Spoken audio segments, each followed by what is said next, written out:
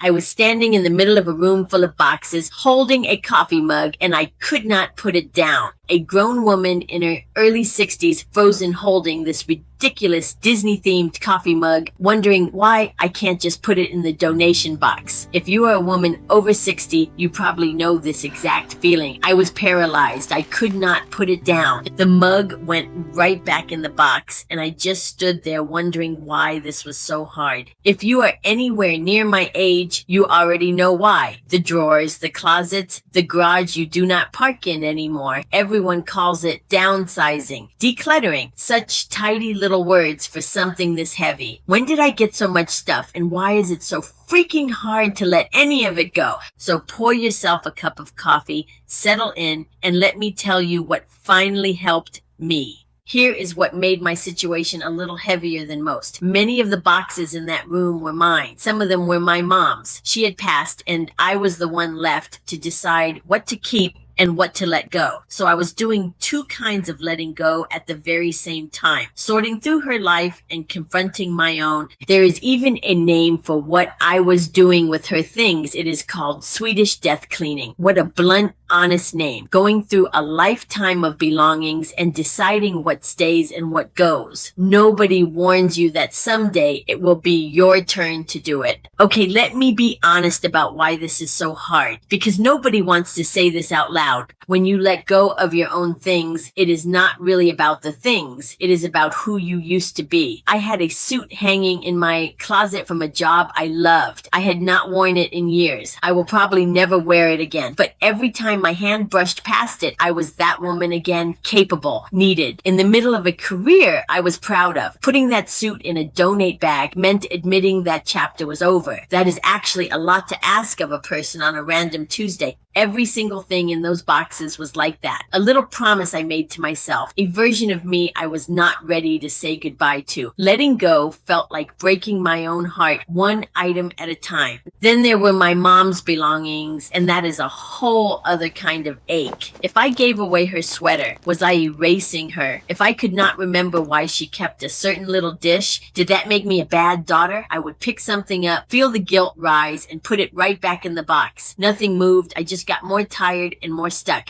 That's the thing about sentimental clutter. It does not behave like regular clutter. Every piece of it has a claim on you. I tried the usual things, the organizing videos that just ask if it sparks joy trick, but none of that touched the real problem, because my problem was not organizing. My problem was feeling. Every single item came with a memory or a guilt or a question, and I had no system for any of it. So one night, overwhelmed and a little defeated, I opened ChatGPT and started talking to it like I would talk to a friend across the kitchen table. I was not looking for some tech miracle. I was just tired of being stuck, and I figured it could not hurt to think out loud with something that would not judge me for crying over a chipped mug. I told it I was paralyzed, that every item felt impossible. I asked it to help me find a simpler way to decide. It gave me one question, and that one question did more for me than every decluttering tips I had ever heard. Am I keeping this because I love it or because I feel guilty letting it go? Love or guilt? That was it. Suddenly, I had a way to sort. The things I truly loved, I kept, no apology. The things I was only clutching out of guilt, I could finally see for what they were. The guilt was not honoring my mom. It was just weighing me down. She would have been the first person to tell me to let it go.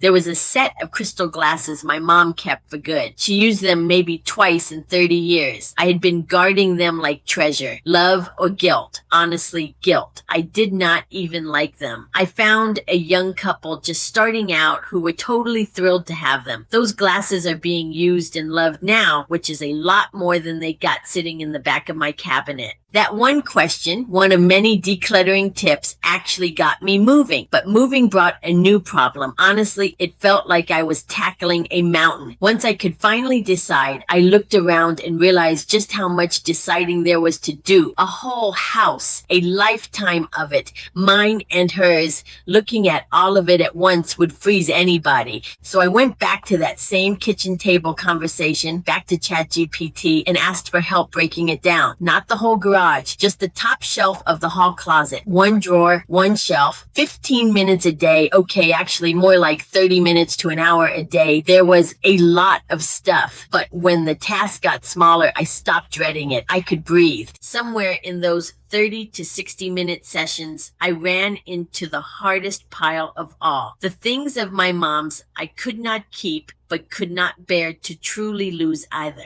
That is when I came up with something I am still grateful for. I would take a photo of the item. Then I asked ChatGPT to help me write down its story, whose it was, what it meant, the memory attached to it, a little paragraph for each one. The thing could go, the story stayed. You would be amazed how much lighter that made, letting go of sentimental clutter. Every single decision got easier. I do want to add, this wasn't for all my mom's things. It was for the items that meant something to me, but I know wouldn't be treasured. They would sit somewhere, probably never really looked at or used. I think downsizing after 60 and letting go of sentimental items is one of the hardest parts of decluttering and downsizing, especially for all women over 60, not just me. But next, there was one more hurdle I didn't see coming. And if you have grown kids, you already know what it is. I thought I would just pass my treasures down. The good dishes, the furniture, the things I had saved for them my whole life. So I offered. One by one, kindly they said no thank you. They didn't want my personal treasures. They didn't want the dining set. Their lives and their taste are their own, and that stung more than I want to admit. So I asked ChatGPT to help me think it through. Where do these things actually go so they are used and not wasted? It helped me find the right donation spots, the places that take good furniture, the charities that actually wanted the linens. It even helped me write a kind little note to send around the family, offering pieces to anyone who wanted them before they went, so nothing precious slipped away by accident. What had felt like rejection turned into a plan. The things found homes, and more importantly, I stopped taking it personally. And now the best part of this whole story, my mom was known for her cooking. Our family and friends gatherings were built around her food, and we called them our pig outs. What I had left of all that were her recipes, handwritten on faded splattered paper in her own hand. There was no way on earth those were going in a donate pile. So I used AI to turn them into something digital, something I could share with everyone who loved her and loved her cooking. I kept her recipes alive forever. I did keep her handwritten recipes. That was one of the sentimental clutter that wasn't clutter to me. The legacy stayed. I got to choose what was my clutter and what was not.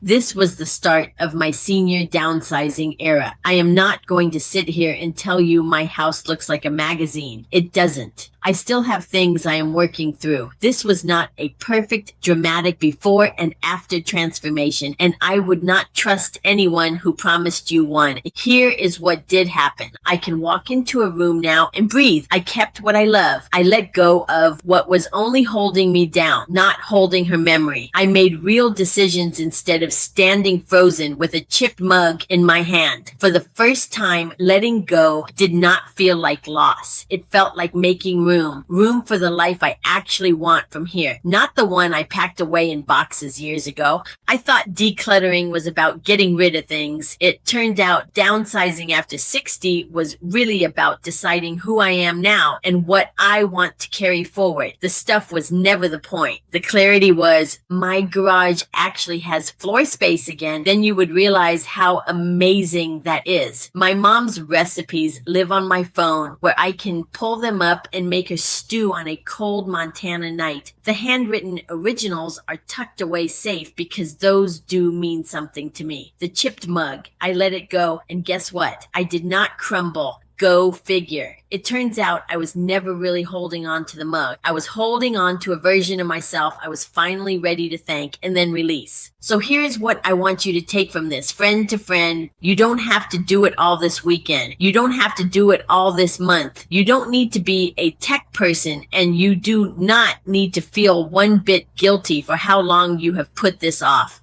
This is hard. It is supposed to be hard. You are not behind and you are not failing. You are a capable woman with a lot of life behind those boxes. And that is exactly why it weighs so much. Start with one drawer, just one. Pick up each thing and ask yourself that one question. Do I love this, or do I just feel guilty letting it go? You will be surprised how fast the fog starts to lift. You can do this. One drawer, one honest question, one small win at a time. I am Susan, and on this channel, we use AI to make life easier, safer, and honestly, a little more fun. If this video helped you today, please subscribe, because I have so much more coming for women just like us. Until next time, when we explore more interesting AI topics together. What will it be? You'll have to come back and see. And if you are ready to put these tools into action with a community of women just like us, come join me in our membership. Link is in the description. Thank you, and I'll see you in the next video.